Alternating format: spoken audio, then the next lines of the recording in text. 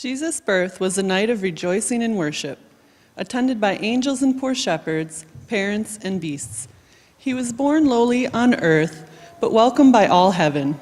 It was the beginning of his kingdom come.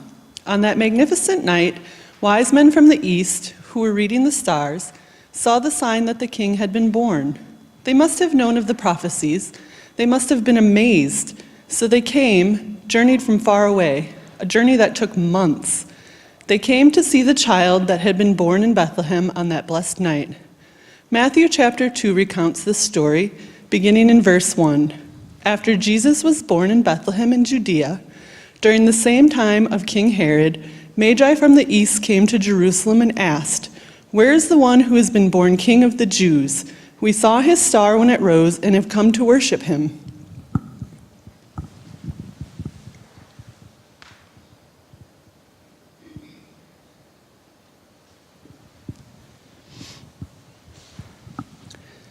When we think of Jesus' birth, the words good news and great joy come to mind. But not so for King Herod. Herod, like the Pharaoh before him, considered the birth of the prophesied Messiah to be bad news, very bad news.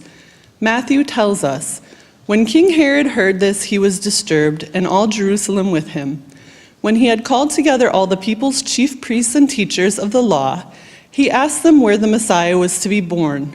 "In Bethlehem in Judea," they replied, "for this is what the prophet has written. But you, Bethlehem, in the land of Judah, are by no means least among the rulers of Judah. For out of you will come a ruler who will shepherd my people Israel."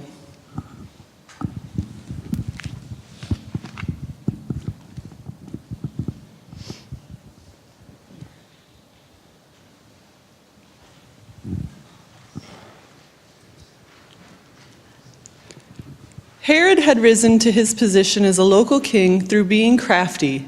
He was an ambitious man, the kind who tries to gain the whole world at the cost of his soul. And so he wanted this potential rival dead, but he hatched a plan that would get these foreigners to help him eliminate this perceived threat. Then Herod called the Magi secretly and found out from them the exact time the star had appeared. He sent them to Bethlehem and said, "Go and search carefully for the child. As soon as you find him, report to me, so that I too may go and worship him."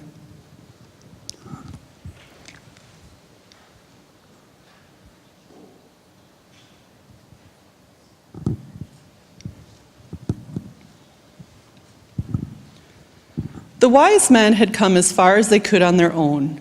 After seeking help from King Herod, they were pointed toward Bethlehem. It was only after speaking to Herod that the star went to mark the place where Jesus was.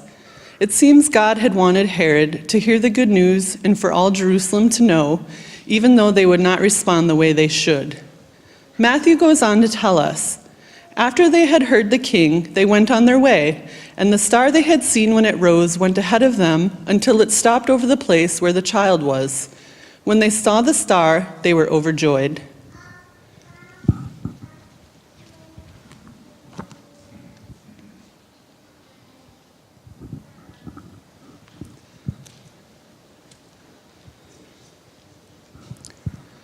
The journey from Jerusalem to Bethlehem was only a few miles, but after their months of journeying, they must have felt so eager to get to see Jesus for the first time. Unlike Herod, these men who were men of means and wise in their own right seemed to understand not only that they should honor a rightfully born king, but also that he was no ordinary king. For they do not simply visit him, they worship him, as Matthew records. On coming to the house, they saw the child with his mother, Mary, and they bowed down and worshipped him. Then they opened their treasures and presented him with gifts of gold, frankincense, and myrrh.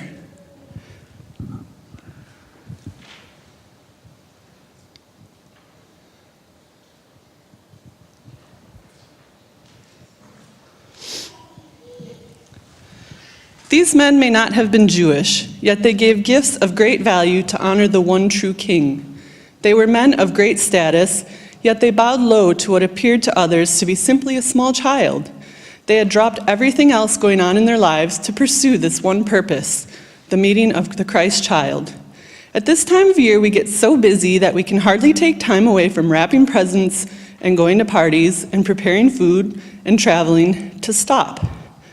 To just stop for a moment and to consider not what we will receive, but what we have already received. To realize that we can never give enough, but He already gave it all. And like the Magi, to offer whatever gifts we have, no matter how small or big, to the one who came that He might be glorified in all, above all, through all, and throughout all.